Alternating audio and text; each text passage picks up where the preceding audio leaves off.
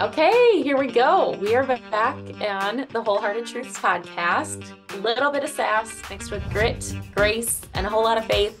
You are definitely going to get all three things today. Probably more of that sass factor with this person that I love so much.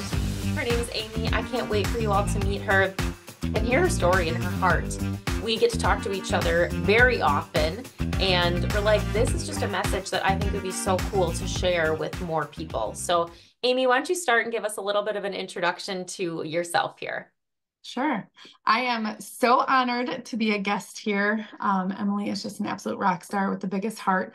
So we connected, and there's just so many things to share. So I do want to share a little bit about me. I was born and raised in Chicago. I've got three boys. They're currently 8, 9, and 16. My husband is a police officer. He works in the city. Night shift, so 6 p.m. to 6 a.m. So I am a solo parent most evenings with the three boys who are very active. I work downtown Chicago in accounting. I started my own accounting company. I started a network marketing business. So about 7 years ago, I was working 70 to 80-hour weeks, just trying to find something that would work better for our family. We barely saw each other, my husband and I, if we even saw each other when he was going to work, because I was just getting home from the traffic in Chicago. So I needed something. There's some things that kind of skyrocketed why I did that decision, but I was working 70 to 80-hour weeks and sleeping about 4 hours a night.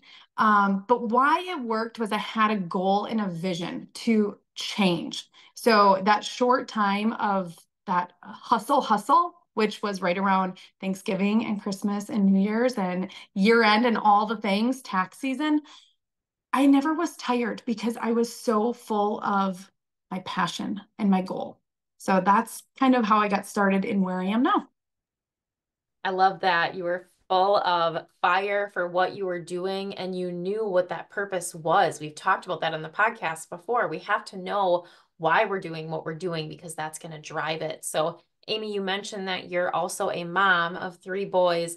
I'd love to talk a little bit about family and how, we both have grown our families in different ways, but talk more to that point for us. So families, you think that, you just plan this whole thing and you just get pregnant when you're going to get pregnant and all that stuff. Well, that didn't happen for me. To keep it very short, I got pregnant the first time, the worst pregnancy ever. But my baby held on as long as he could. I ended up delivering him and he passed an hour after he was born. And then a year later, I had my second son. So he is my oldest. He's 16 now. I got remarried to another man and we had two losses. So same thing, you just don't know if it's going to work or not. And I was so nervous after my first pregnancy, losing that one. And then we had a bad one where we just didn't have a heartbeat. And then the second, so this is now my fourth pregnancy, it ended up being ectopic. They could not find the baby. So it was like, hey, we're going to do the surgery and we just hope that we go the right way or you won't be able to have kids ever again. And thankfully they did. So I was able to have kids again. I had two more kids, and it's growing your family however you choose to grow it. It probably is never going to go as you expect it to go. So just understand that you have to have faith and you have to trust that what is meant to be, even on the hardest of days, there's a reason for it. You're not going to want to hear this that day or probably within the next 5 years of going through something. But it has been a mission and a passion of mine to be able to help others who have been through losses or infertility or any of the the ways of pregnancy that you think it's going to go and be easy. I've been able to help people through that. And even if it's just the light of like, hey, I've buried a child, I've lost two other ones, and I still have these three beautiful boys. And then because I didn't want to get pregnant again because they were such bad pregnancies, I wanted more kids. And that's kind of what started our next journey, which was being a foster parent. So do you want me to keep talking about that? Yeah, I'll just intersect really quick here how, like, first of all, thank you for sharing your story because I know that that is not an easy topic to talk about, but I know that you're going to touch somebody else that was listening or they know somebody that they can share this with to hear that there's just so much light and positivity even in a really dark place. And so I'm grateful for you sharing that. And exactly what Amy said, different journeys are going to take us to growing our families. And it's not going to be easy anyway that we pick. I did choose the adoption journey. I really don't have the desire to give birth. Even with that adoption journey, though, with infertility not being a part of our story, there's still a lot of hard that comes in the adoption journey. Like just this weekend, we were navigating a lot of unforeseen hard that wasn't in the path, that wasn't in the script, right? So any way that you grow your family, there's always going to be those challenges. But man, I'm so grateful to have women and mamas like you, Amy, that I can see that there is always so much joy in that. So yes, let's talk a little bit about foster and maybe tie in some MTHFR. Let's do it. Yes. So we'll go back to my first pregnancy. Nobody knew what was going on with my pregnancy. They couldn't figure it out. Baby always looked healthy. They're like, you're good, you're good.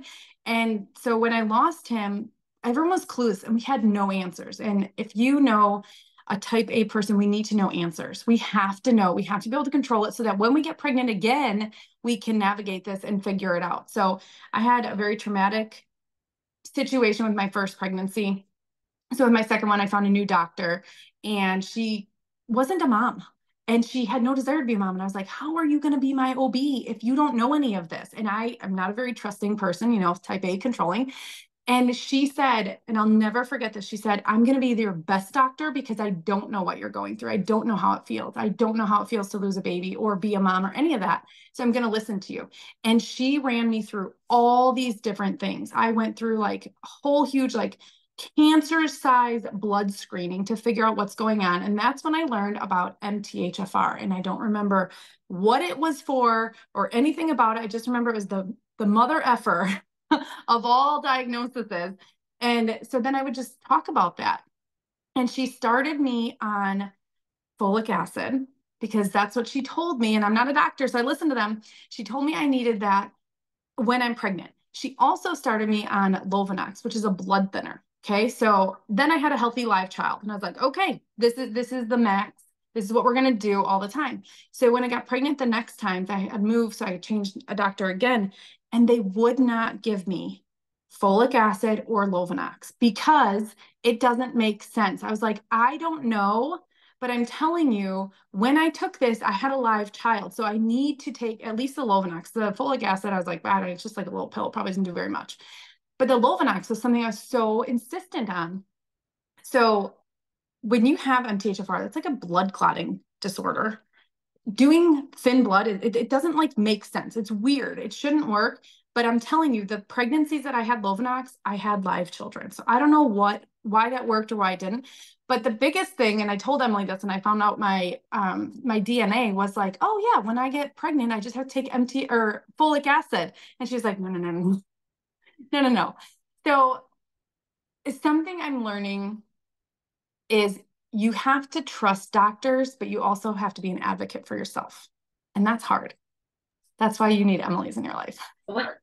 I think that you do a great job modeling that as well, to just be your own best advocate and to never stop learning. And I'm grateful that you were willing to share that story with everybody. And I know that you've been able to be present in other places because of the yeses that you've said to so many things that have just been super rewarding throughout. So Amy, thank you so much for being here with us today. As always, I want to leave everybody with homework, and today I'm going to keep it very simple. I want you to share this with a woman who needs to hear this message today. I want you to think of the first person that comes to mind that needs to hear this message, because we want to light up this world, because there is a lot of positivity, even in darkness. So thank you for being here, and we'll see you again next time.